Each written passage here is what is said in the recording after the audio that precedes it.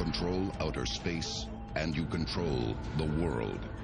Recent news reports suggest that China, Russia, and the US are caught in a new high-tech space race. The next big war, if or when it comes, is going to be fought in two theaters: cyberspace and outer space. But control of cyberspace is child's play compared to the domination of outer space. And the race between superpowers, as far as we know, is up for grabs. Plans to mine the moon for the experimental propulsion fuel helium-3 are already underway, as are plans to create weaponized satellites. But insiders claim that the US and other countries have already been secretly militarizing space for 50 years. Join us as we investigate the secret existence of a US Space Force.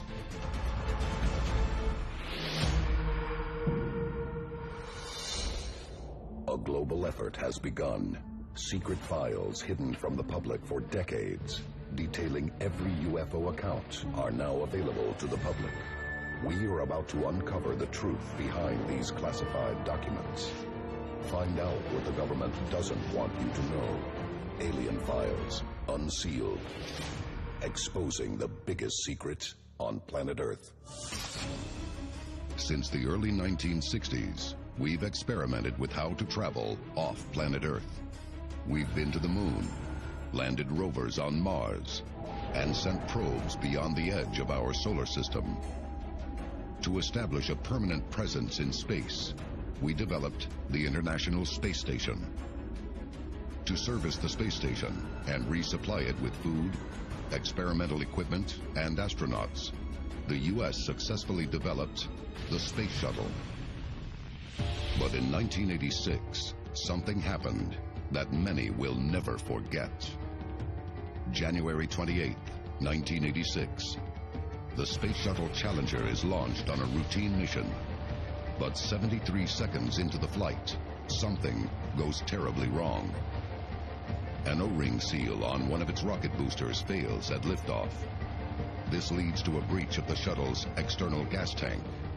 The massive aerodynamic forces acting on the shuttle as it escapes Earth's atmosphere expands the breach, and the result is a catastrophic failure. The Challenger disintegrates off Florida's coast above Cape Canaveral. 7 crew members die. The Challenger accident is a brutal reminder of the hazards of space travel and makes many in the aeronautical industry rethink the way we travel into space. The incident is also a defining blow to a top-secret group in the American space industry. Less than 2 years after the Challenger accident, an article appears in the New York Times that stuns many insiders. So in 1989, the New York Times publishes an article that says that we had a cadre of 32 military-trained astronauts and a multi-billion-dollar budget going on for a shuttle program at Vandenberg Air Force Base. It's crazy. A secret cadre of 32 astronauts who were outside of the normal NASA space program had been axed, and that associated with this, various facilities, effectively an entire secret spaceport, were also going to be mothballed. The article cites the Challenger accident as the key reason the military is getting out of using manned space shuttles. If we had a multi-billion-dollar military space shuttle program going on in Los Angeles and in Vandenberg, multi-billion-dollar, and we didn't know about it, nobody knew about this thing, what else could our government possibly have going on in space? Once again, the government finds itself under suspicion. They could have already had a military space force up there. We really don't know. When we consider the story about the cutting of 32 astronauts from this covert program, I think there's a temptation to think, well, the program in its entirety has been axed. But in my experience of cuts within government, what actually happens is that a small part of the program is cut out, to satisfy the financiers. So could a Space Force exist? Absolutely. Could we hide it? Could the government hide that secret? Absolutely. If a Space Force exists, when and why was it created? Unsealed case file. The Twining Memo. July 26, 1947. Less than 3 weeks after the famous UFO crash in Roswell, New Mexico, U.S. President Harry Truman signs the most important act of the 20th century, the National Security Act. It leads swiftly to the creation of the CIA, the National Security Council, an independent Air Force, and the Department of Defense. 3 weeks earlier, four-star General Nathan Twining flies unannounced to Kirtland Air Force Base. Many experts believe he arrives to help cover up the Roswell UFO crash. September 18th, 1947, the CIA is born. 5 days later, the Twining Memo comes out. Nathan Twining wrote a memo which in many ways perhaps set the scene for what a lot of people claim has followed. And he said in his memo that UFOs were real. They are clearly under intelligent control, and they're often seen in close proximity of highly sensitive military establishments and particularly nuclear facilities. He said, for that reason, this subject must be studied carefully and taken extremely seriously. The Twining Memo says we need to investigate the technology, but what do you do with that technology if it's real? What does it give you the ability to do? You have propulsion, you have other technologies like night vision and things like that. So what are you naturally going to do with that information? You're going to corral it, you're going to keep it from your enemies, like the Russians or whoever. You're going to get your best scientists on it, and you're going to run with that technology, and what's the next step? You're going to put it in a craft and use it to go somewhere. So Space Force is born. General Twining may have seen the Roswell crash with his own eyes, but his reaction is to plan a way for America itself to get into space. Coming up, we reveal one of the very first top-secret spacecraft projects, a project conceived before NASA ever made it into orbit. Alien Files Unsealed. Evidence may point to the existence of a secret, independent U.S. Space Force. But it's one thing to have a plan, and quite another to put it into action. Unsealed case file, the X-20 Dinosaur. Starting in 1957, the United States Air Force started developing the X-20 Dinosaur. What this was a defense space plane, so to speak, that was going to have a variety of capabilities, or at least that was the intent. The Air Force starts the Dinosaur program a year before the creation of NASA. And it has defense, not exploration, on its mind. The X-20 is allegedly developed for a variety of military missions, including satellite maintenance, reconnaissance bombing, space rescue, and as a saboteur of enemy satellites. When NASA is created, the new space agency develops the Mercury space capsules for exploration and ballistic re-entry. But the design of the Air Force's Dinosaur is eerily similar to the modern shuttle. It can allegedly reach Earth orbit at the speed of an intercontinental ballistic missile and return to Earth by gliding down under pilot control. It can land at an airfield instead of deploying a parachute and splashing down in the ocean, like NASA's capsules. They spent to the tune of $5 billion in today's standards to develop a craft that could fly in space, potentially take out enemy satellites, potentially strike other countries, potentially do reconnaissance work, kind of a wide array of defense capabilities.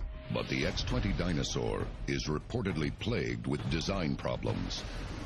Uncertainty over the development of its experimental booster rocket, which launches it into orbit, slows development to a halt. After a comprehensive program study in 1963, Secretary of Defense Robert McNamara says the X-20 Dinosaur did not have any real objectives for orbital flight. Unfortunately, they really couldn't make the plane. They couldn't build it. And the project was eventually scrubbed. The Air Force's decision to halt the program is a reversal of its previous policy. But could a secret industry have continued to develop the X-20 behind closed doors? In 2001, a hacker from the UK uncovers evidence that points to something many thought did not exist. Unsealed case file. Non-terrestrial officers. Gary McKinnon was a computer hacker that allegedly got into NASA computers and discovered much more than he bargained for.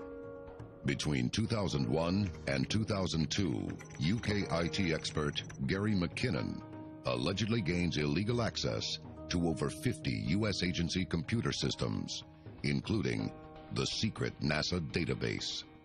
What he claims to have found when he hacked into NASA computers was a list of non-terrestrial Air Force officers. He claimed that he had found pictures of craft.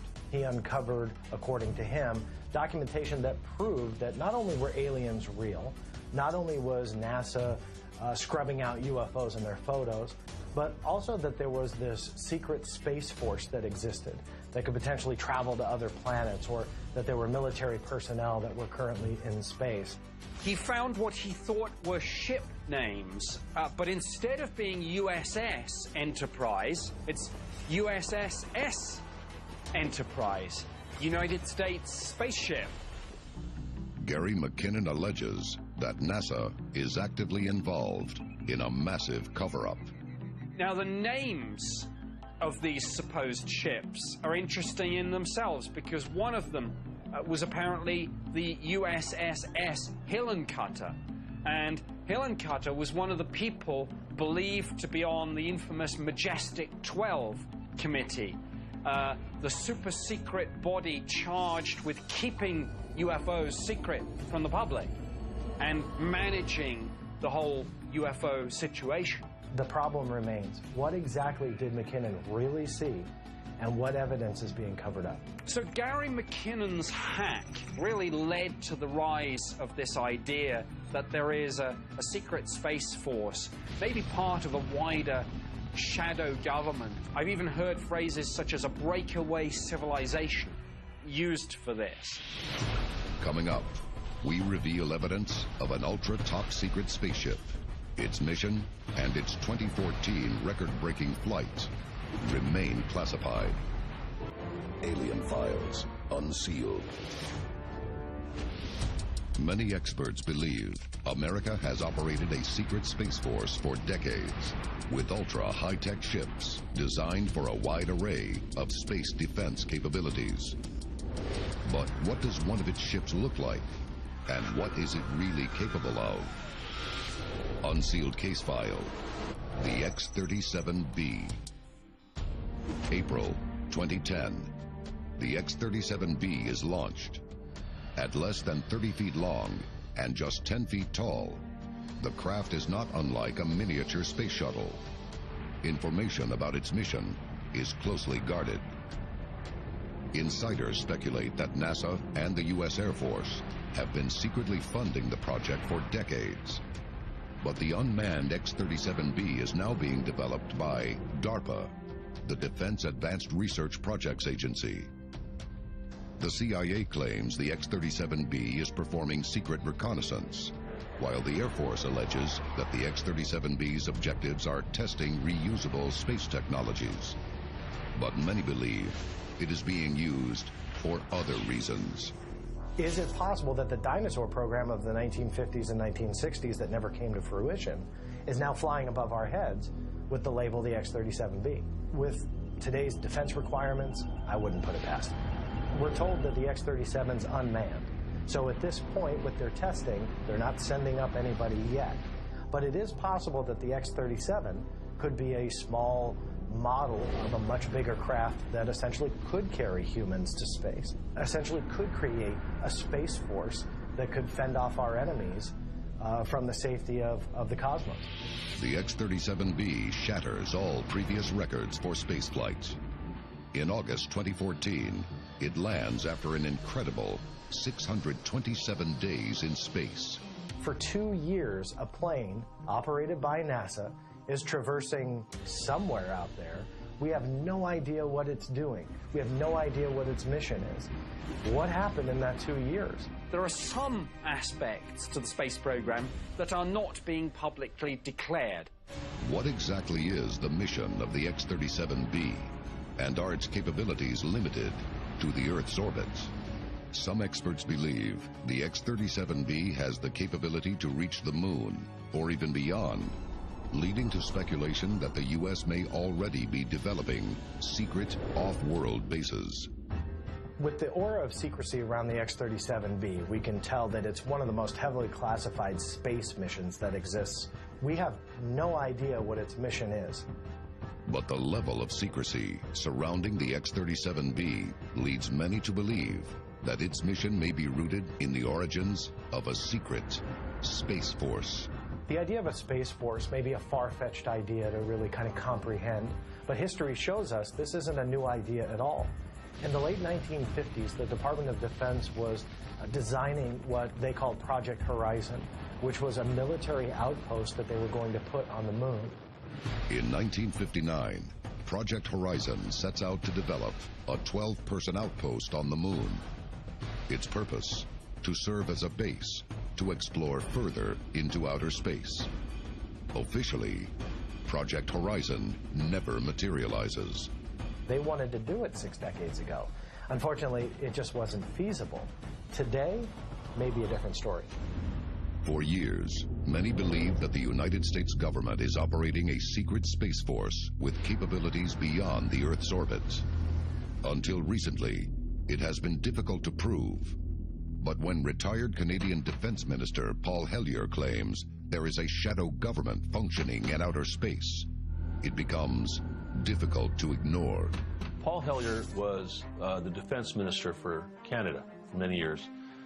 In 2005, he came out with a statement about UFOs because he had seen one, so he was convinced they were real. He has gone on the record as saying not only are UFOs extraterrestrial, but there have been crashes, some vehicles have been recovered, and the US government does have a secret space force that he's actually concerned might one day end up taking hostile action against extraterrestrials. Hellyer claims his concern for the security of planet Earth is the reason he has exposed the existence of a secret space force. No military planner is going to want to leave any part of the battlefield undefended. So it stands to reason that as space is going to be an important part of any future war, you have to dominate space. So you need a space force, and that's probably going to be largely secret. If you need to defend your planet, put a base here, put a base there, put a base here, and put a base there. It's simple logistics to warfare. Make sure you're protected from the outside. That way your enemy can't get in. If a space force does exist, how far into the universe does it reach? Who controls it? And is it prepared to defend our world? Alien Files, Unsealed.